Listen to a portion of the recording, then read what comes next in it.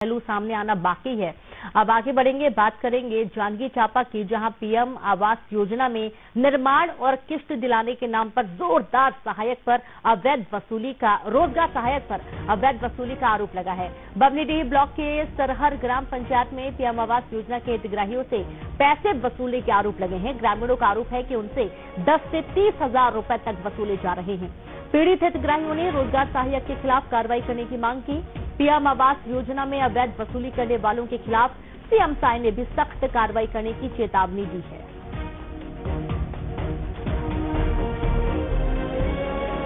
वो तो दूसरा है, तीसरा लिए आए हैं।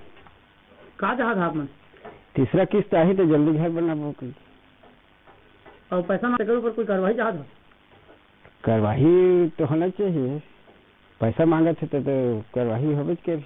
उड़ीसा जो सचिव हवा ना वो बोलते हैं कि 15,000 मोर हवा या अधिकारी मन के भी हवा तो अधिकारी नहीं तो तुम्हारे घर पास नहीं करा ऐसे टाइप सामने जो घर दिखा तेकर नाम से ऐसे कहा था हमारे मन तो 15,000 दिया ना तो अगला किस्त पास हुई ऐसे टाइप के उसने बोला था हमें हमारे जैसे हमें 15,000 देवो तो हमारे घर का के बनाबो हमारा ये सब चीज हवा। तो हम मौजूद हैं जांजगीर चांपा जिला के बबनीडीह ब्लॉक के सरहर ग्राम पंचायत में, जहां प्रधानमंत्री आवास के नाम पर हितग्राहियों से अवैध वसूली की जा रही है और आरोप लगा है कि रोजगार सहायक के द्वारा 10,000 से लेकर 30,000 रुपए तक प्रति आवास हितग्राहियों से मांग की जा रही है। उनको प्रताड़ित किया जा रहा है कि यदि तुम पैसे नहीं दोगे तो तुम्हारे घर का दूसरा किस्त जारी नहीं होगा, मैं जीरो टेक नहीं कर पाऊंगा और जो कार्रवाई करना है करा लो। इतनी दबंगई से राशि वसूली जा रही है। अब देखने वाली बात होगी कि इस तरह के प्रधानमंत्री आवास के लिए छत्तीसगढ़ सरकार संजीदा है, क्योंकि वो उन्होंने पहले ही ऐलान कर दिया था पीएम आवास के लिए किसी प्रकार की राशि की मांग की जाती है किसी के द्वारा हितग्राहियों से तो उनके ऊपर सख्त कार्रवाई होगी। और सरहर ग्राम पंचायत में इस तरह के मामला सामने आने के बाद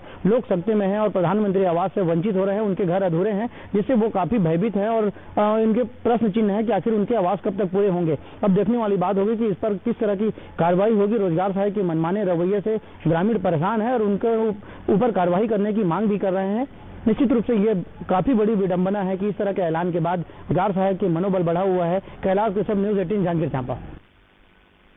और संवाददाता कैलाश कश्यप जुड़ गए। कैलाश, ये तो सीधे तौर पर गरीबों को बेवकूफ समझते हैं, रोजगार सहायक हैं। अच्छे से मालूम है सभी को कि जो पीएम आवास है ये मुफ्त में मिलता है, उसके लिए कोई राशि नहीं चाहिए, उसके बावजूद इनसे 10 से 30 हजार रुपए तक वसूले जा रहे हैं ग्रामीणों से।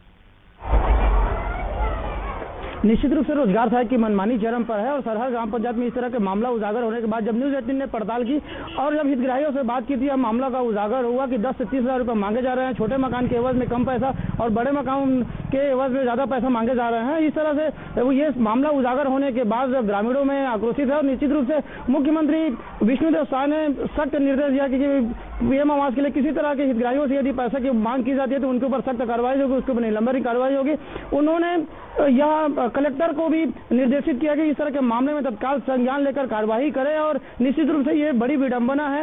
इस तरह के संज्ञान लेने के बाद भी यदि रोजगार सहायक की मनोबल बढ़ा है तो निश्चित रूप से उनको प्रशासनिक संरक्षण होगा और अधिकारियों के नाम से जो पैसे मांगे जा रहे हैं वो निश्चित रूप से समस्या है और दर्दनाक कहानी है। किसी गरीब के छत के लिए वो अवैध वसूली की जा रही है, वो भारी समस्या वाली बात है और ग्रामीण सकते में कि आखिर उनके घर अधूरे हैं, पैसे नहीं देने के कारण उनके दूसरे और तीसरे किस्त नहीं आ रहे हैं, जियो टेक नहीं हो रहा है।